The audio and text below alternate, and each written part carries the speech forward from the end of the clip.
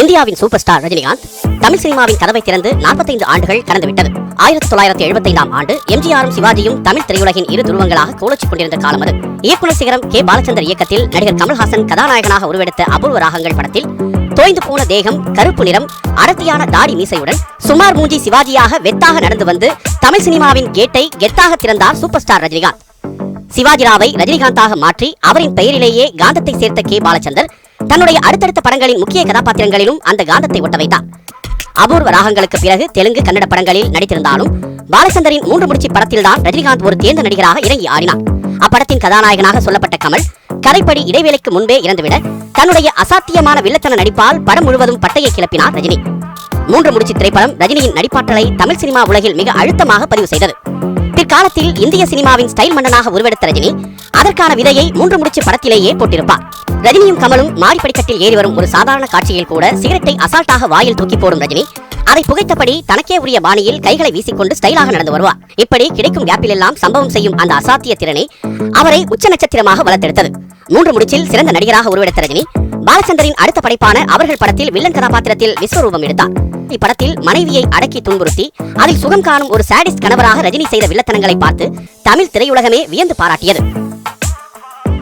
இதன் பிறகு சிவகுமார் கதாநாயகனாக நடித்த கவிக்குயில் படத்தில் குணச்சித்திர நடிகராக முத்திரை பதித்த ரஜினிகாந்த் அதே சிவகுமார் வில்லனாக நடித்த புவனா ஒரு கேள்விக்குறி படத்தில் நல்லவராக உருவெடுத்து டூயட் பாட தொடங்கினார். அதுவரை வில்லன் கதாபாத்திரத்தில் தீயாய் சுட்டுக் கொண்டிருந்த ரஜினி இந்த நல்லவன் கதாபாத்திரத்தில் தென்றலாய் தடம் பதித்தார். இயக்குனர் SP முத்துராமனுடன் ரஜினி முதன்முறையாக கைகோர்த்த இப்படம் அந்த ஆண்டின் மாபெரும் வெற்றி படமானது. தான் நடித்த ஒவ்வொரு படத்திலும் புது புது கதாபாத்திரங்களில் தமிழ் ரசிகர்களுக்கு விதவிதமாக படையில் வைத்துக் கொண்டிருந்த ரஜினி அடுத்ததாக பாரதி ராஜாவின் இயக்கத்தில் பரட்டையாக பற்ற வைத்தார். 16 வயது நிலை படம் முழுவதும் உடலை வருத்திக் கொண்டு சப்பானியாக உயிரை கொடுத்து நடித்திருப்பார் கமல். ஆனால் ரஜினியோ பரட்டை தலை, பட்டன் போடாத சட்டை, வாயில் துண்டுபீடி என கிராமத்து மைனராக மனம் வந்து கமலை அசால்ட்டாக ஈடு செய்வார். பரட்டையின் அந்த வில்லத்தனம் பட்டி தொட்டி எங்கும் பரபரப்பாக பேசப்பட்டது. இப்படி ரஜினியும் கமலும் தமிழ் திரையுலகின் சிங்கமும் புலியுமாக வளர்ந்து கொண்டிருக்க இருவரையும் மீண்டும் இணைத்து 6 புலி ஆட வைத்தார் SP முத்துராமன். இப்படத்தில் ரஜினியாகவே வந்த ரஜினிகாந்த் கொடூரமான வில்லனாக வெடித்து தள்ளினார். படம் முழுவதும் கமலை துரத்தி வில்லத்தனங்களை செய்துவிட்டு இது ரஜினி ஸ்டைல் என பஞ்ச் டைலாக்கையும் பேசினார். இந்த படமும் வெற்றி நடை போட்டு ரஜினியை அடுத்த கட்டத்திற்கு நகர்த்தியது. இதன் பிறகுதான் ரஜினிகாந்தை சூப்பர் ஸ்டாராக வண்ணம் தீட்டுவதற்கான தூரிகையை கையில் எடுத்தார் தயாரிப்பாளரும் திரைக்கதையாசிரியருமான கலைஞானம். தன்னுடைய மேற்பார்வையில் உருவான விஜயகுமார் கதாநாயகனாக நடித்த 6 புஷ்பங்கள் படத்தில் பஸ் ஓட்டுநராக நடித்த ரஜினியின் துருதுருப்பான நடிப்பாலும் மின்னல் வேக ஸ்டைலினாலும் கடுமையாக கவரப்பட்டிருந்தார் இயக்குனர் கலைஞானம். பைரவி படத்திற்கான தயாரிக்கும் பொறுப்பு தனக்கு கிடைத்தவுடன் படத்தின் கதாநாயகனாக ரஜினிதான் நடிக்க வேண்டும் என்பதில் தீர்க்கமாக நின்றார். அதுவரை வில்லனாக நடித்த தன்னை மக்கள் கதாநாயகனாக ஏற்றுக்கொள்ள மாட்டார்கள் என தப்பு கணக்கு போட்ட ரஜினி அப்படத்தில் கதாநாயகனாக நடிக்க மறுத்தார். ரஜினியின் மீது அபரிமிதமான நம்பிக்கை வைத்த கலைஞானம் அவரை தொடர்ந்து வற்புறுத்த இப்படத்திலிருந்து விலகவே அதுவரை தான் வாங்கி வந்த சம்பளத்தை விட 5 மடங்கு அதிகமாக கேட்டார். சற்றும் மனம் தளராத கலைஞானம் தன் மனைவியின் தாலியை அடமானம் வைத்து 50,000 ரூபாய் பணத்தை ஒரே தவணையில் கொடுத்து ரஜினியை கதாநாயகனாக நடிக்க வைத்தார். அன்று தன் திரை வாழ்க்கைக்கு புதிய வெளிச்சத்தை பாய்ச்சிய கலைஞானத்திற்காக ஒரு வீட்டையே காணிக்கையாக்கி நன்றிக்கடன் செய்தார் சூப்பர் ஸ்டார்.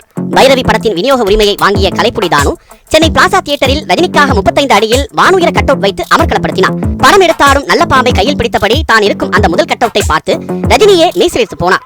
தமிழ் சினிமாவிற்கு ஒரு புதிய கதாநாயகன் கிடைத்துவிட்டான் எனும் செய்தியை அந்த கட் அவுட் ஓங்கி ஒலித்தது. பைரவி ப்ரமோஷனுக்காக கலைப்புலி தானுவை நேரில் அழைத்த Rajini fantastic poster, beautiful publicity என அவருக்கே உரிய பாணியில் அகமகிழ்ந்து பாராட்டி தள்ளினார். இதன் பிறகுதான் தமிழ் சினிமா வானில் வரலாற்று சிறப்புமிக்க ஒரு அழகிய புள்ளியை வைத்தார் தானு. ஆம், ரஜினிக்கு கட் அவுட் வைத்த கையோடு தி கிரேட் சூப்பர் ஸ்டார் ரஜினி நடிக்கும் பைரவி என போஸ்டர் அடித்து ஊர் முழுக்க ஒட்டியதோடு அதை பத்திரிகைகளிலும் விளம்பரம் செய்தார். இதை பார்த்து அரண்டு போன ரஜினி, எம்ஜிஆர், சிவாஜி போன்ற ஜாம்பவான்கள் இருக்கும்போது என்னை சூப்பர் ஸ்டார் என்று அழைப்பதா? தயவு செய்து இந்த விளம்பரங்களை நிறுத்தச் சொல்லுங்கள் என தானுவுக்கு தூது அனுப்புவதற்குள் சூப்பர் ஸ்டார் எனும் பட்டம் பட்டி தொட்டி எங்கும் பரவி இருந்தது. கதாநாயகனாக உருவெடுத்து சூப்பர் ஸ்டார் என முடிசூட்டப்பட்டு கட்டவுட் எல்லாம் வைத்த பிறகுமே கூட இனி நடித்தால் மாஸ் ஹீரோதான் என்ற முடிவுக்கெல்லாம் அவர் வந்துவிடவில்லை. மீண்டும் கிடைக்கும் கதாபாத்திரங்களை எல்லாம் எடுத்து தோளில் போட்டுக்கொண்டு முன்பை விட அசுர வேகத்தில் ஓடினார். 1978 வெவ்வேறு கதாபாத்திரங்களில் ஒரே ஆண்டில் 20 படங்களுக்கு மேல் நடித்து தமிழக திரையரங்குகளை அசராமல் அலங்கரித்தார் சூப்பர் ஸ்டார். இப்படி கட்டுக்குள் அடங்காத காட்டாறு போல் ஓடிக்கொண்டிருந்த ரஜினியை தன்னுடைய தனித்துவமான திரைக்கதையால் அணை போட்டு பிடித்த இயக்குனர் மகேந்திரன் அந்த காட்டாற்றுக்கு காளி என பெயர் சூட்டினார். ஜிகர்தண்டா கலவை போல் சிக்கலாகவும் சுவையாகவும் உருவாக்கப்பட்டிருந்த அந்த காளி கதாபாத்திரத்திற்கு எந்த நடிகரை தேர்வு செய்துள்ளீர்கள் என்று தயாரிப்பாளர் கேட்ட கேள்விக்கு சற்றும் யோசிக்காமல் இயக்குனர் மகேந்திரன் சொன்ன பதில் ரஜினியின் பெயரை கேட்டு சட்டென முகம் சுளித்த அப்படத்தின் தயாரிப்பாளர் வில்லனாக நடித்துக் கொண்டிருக்கும் அந்த கருப்பனா ஹீரோ வேண்டவே வேண்டாம் என ஒரேடியாக மறுத்துவிட்டார். எனக்கு அந்த கெட்ட பையன் தான் சார் வேண்டும் என அடம் பிடித்த மகேந்திரன் ரஜினி இல்லை என்றால் இந்த படமே வேண்டாம் என உறுதியாக நின்றார். ரஜினியின் அசாத்தியமான நடிப்பாற்றல் மீது மகேந்திரன் வைத்த நம்பிக்கையின் பலனாக முள்ளும் மலர்ந்தது. ஒரு பொது மேடையில் இதுவரை நீங்கள் நடித்த படத்தில் உங்களுக்கு மிகவும் பிடித்த படம் எது என்று கேட்கப்பட்ட கேள்விக்கு சற்றும் யோசிக்காமல் ரஜினி சொன்ன பதில் முள்ளும் மலரும்.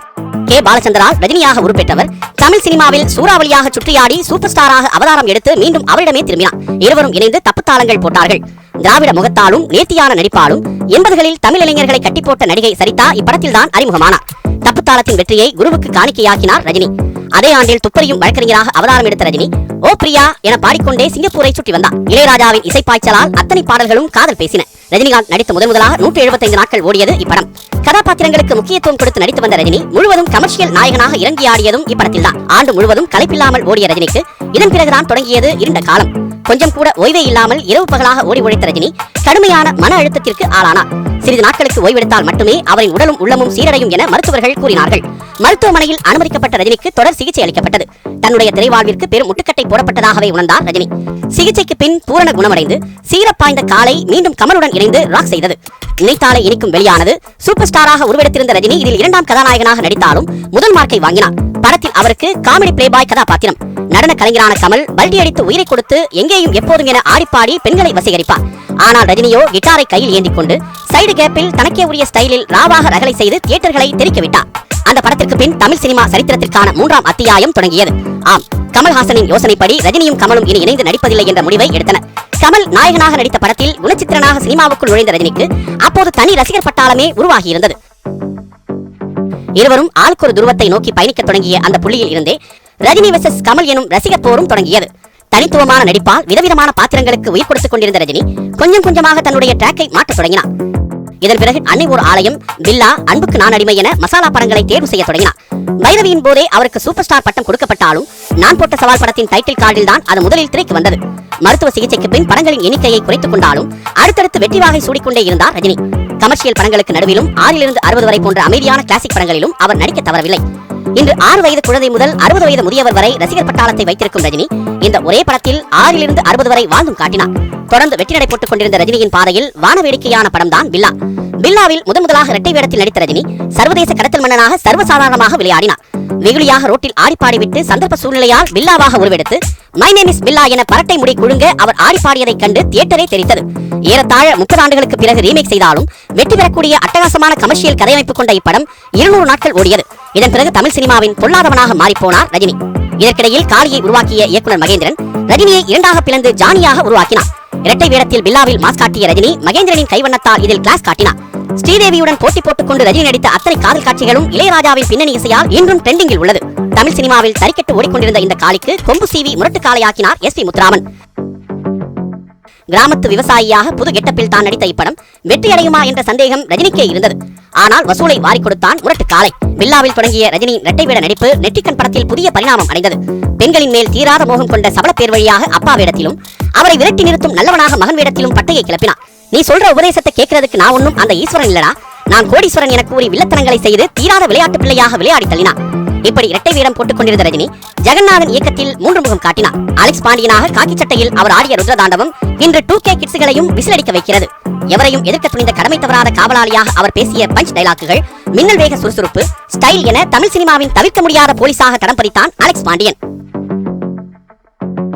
தம்பிக்கு எந்த ஊரில் பணக்கார இளைஞனாக வளர்ந்து கிராமத்துக்கு சென்று அப்பழக்க வழக்கங்களை வெள்ளந்தியாக எதிர்கொண்டு ரசிகர்களை சிரிக்க வைத்த ரஜினி படிக்காதவன் படத்தில் கோட்டு சூட்டு போடும் காட்சியிலும் அதே வெகுளித்தனத்தோடு சிக்ஸர் அடித்தார். தமிழ் சினிமாவின் கிளாசிக் காவியமாக பார்க்கப்படும் கமலின் நாயகன் படம் வெளியான அதே ஆண்டில்தான் மனிதனும் வெளியாகி பெரும் வெற்றி பெற்றது. கமல் கலைக்காக உயிர் கொடுத்து நடிக்கிறார், ரஜினியோ மசாலா படங்களின் மூலம் கலையை கலாய்த்துக் கொண்டிருக்கிறார் என ஏ சென்டர் ஆடியன்ஸ்கள் கடுமையான விமர்சனங்களை வைத்தனர். தில்லுமுழுவுக்கு பிறகு பிரபுவுடன் சேர்ந்து ரஜினி கையில் எடுத்த முழு காமெடி படம் குரு சிஷ்யன். வினு சக்கரவர்த்தியுடனும் மனோரமாவுடனும் ரஜினி அடித்த லூட்டிகள் இன்றைய தலைமுறையினரையும் வயிறு வலிக்க சிரிக்க வைக்கும். இதன் பிறகு தர்மத்தின் தலைவன் படத்தில் தென்றலாய் திரிந்த ரஜினி ராஜாஜி ராஜாவில் கத்தியை அந்தரத்தில் சுழலவிட்டு நியூட்டனின் புவியீர்ப்பு விதியையே மாற்றி எழுதினார். ஏவிஎம் தயாரிப்பில் எஸ்.பி. முத்துராமன் இயக்கத்தில் 1989 வெளிவந்த ராஜா சின்ன ரோஜா படத்தை பார்க்க வந்த குழந்தைகளை எல்லாம் தன் ரசிகராக மாற்றி அனுப்பினார் ரஜினி. கலர் கலராக வெடிக்கும் பட்டாசுகளுக்கு நடுவில் சூப்பர் ஸ்டார் ஆடிய நடனத்தை குழந்தைகள் உற்சாகமாக கண்டுகளித்தனர். தமிழ் சினிமாவில் முதன்முறையாக மனிதர்களுடன் கார்ட்டூன் கேரக்டர்கள் நடனமாடிய காட்சிகளை அனைத்து தரப்பு மக்களும் ரசித்தனர். இதன் பிறகு மாப்பிள்ளை படத்தில் திமிர் பிடித்த மாமியாரை அடக்கி கைத்தட்டல்களை வாரி குவித்தார். அது மன்னன் படத்தில் விஜயசாந்தி, படையப்பா படத்தில் ரம்யா கிருஷ்ணன் என்று தொடர்ந்தது. ஆணாதிக்க பஞ்ச் டைலாக்குகளை மூலதனமாக கொண்டு உருவான இப்படங்கள் வெற்றிகளை வாரி குவித்தாலும் விமர்சனங்களையும் சந்தித்தது. இந்த விமர்சனங்களுக்கெல்லாம் விடை கொடுக்க பழைய காலியாக மாறிய ரஜினி மணிரத்னத்தின் இயக்கத்தில் 1991ஆம் ஆண்டு தளபதியாக உருவெடுத்தார். நட்பு, காதல், ஆக்ஷன், சென்டிமெண்ட் என அனைத்திலும் வசனங்களை குறைத்து நடிப்பாலேயே சுட்டரித்தான் அந்த சூர்யா. நீண்ட இடைவெளிக்கு பிறகு அனைத்து தரப்பு மக்களுக்கும் கிளாசிக்கல் விருந்து வைத்தார் ரஜினி. தீபாவளி என்று வெளியான இப்படம் அதே நாளில் வெளியான கமலின் குணா படத்தை பின்னுக்கு தள்ளி வெற்றி கண்டது. 1992ஆம் ஆண்டு அண்ணாமலை திரைப்படம் வெளியாகிறது. படம் தொடங்கி 26வது நொடியில் மரண மாசான பின்னணி இசையுடன் நீலவண்ண புள்ளிகள் சூப்பர் ஸ்டார் என திரையில் கோலமிடுகின்றது. டைட்டில் கார்டில் வந்த சூப்பர் ஸ்டார் ரஜினி எனும் பெயருக்கே திரையரங்கில் ரசிகர்களின் தொண்டை கிழிந்து விட்டது. இந்தியாவில் எந்த ஒரு நடிகருக்குமே இந்த அளவுக்கு வெறித்தனமான ஓப்பனிங் அமைந்ததில்லை.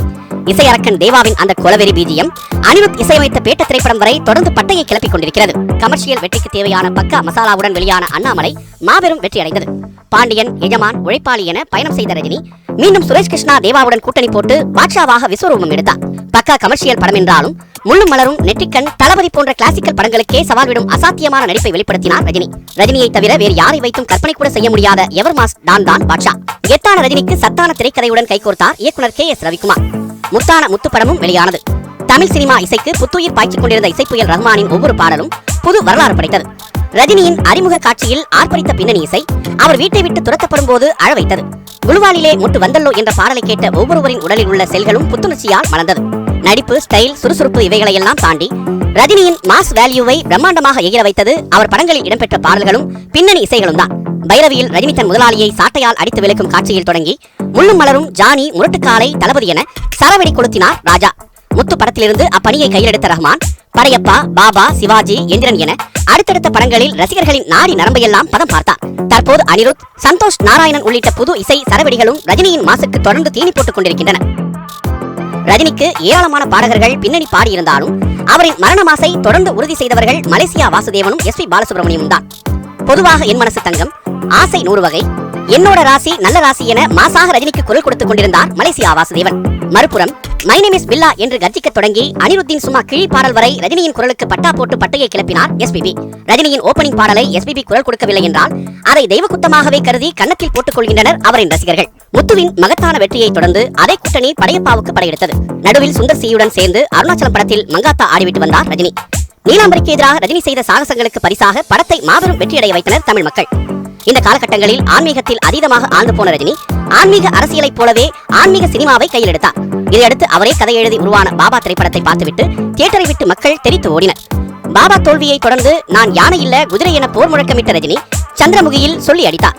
2005ஆம் ஆண்டு உலகமெங்கும் வெளியாகி மாபெரும் வெற்றியடைந்த சந்திரமுகி வசூலில் பெரும் சாதனை படைத்தது. 7 தியேட்டர்களில் 300 நாட்களுக்கு மேல் ஓடிய இப்படம் சென்னை சாந்தி தியேட்டரில் மட்டும் 890 நாட்களுக்கு ஓடியது.